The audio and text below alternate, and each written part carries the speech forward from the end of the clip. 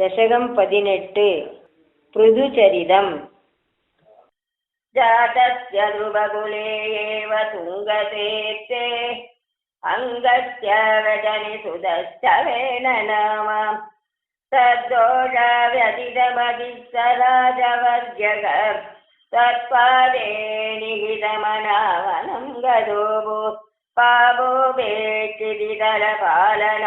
वेलः पौराजैरुप निहितः कठोरवीर्यः सर्वेभ्यो निजबलमेव सम्प्रशंसन् भूचक्रेतवयतनान्ययं नरौके सम्प्राप्तेरिदगदराय तापसौके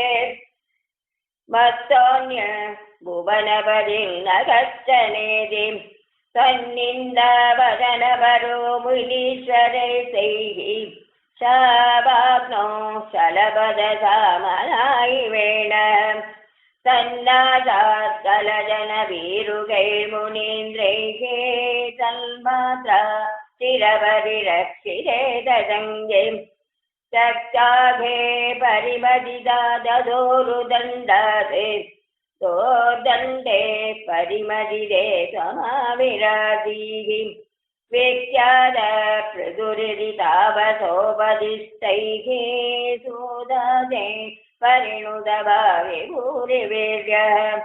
वेनाता कबलिदसम्पदं दरिद्रीम् आक्रान्तां निगदनुराधमावगार्चीः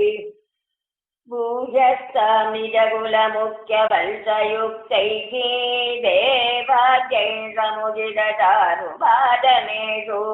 अन्नादि अभिलषितानि यानि तानि स्वच्छन्दं दुरवितनु मरुदुघस्त्वम् आत्मानं यजति मगैः त्वयि त्रितापन्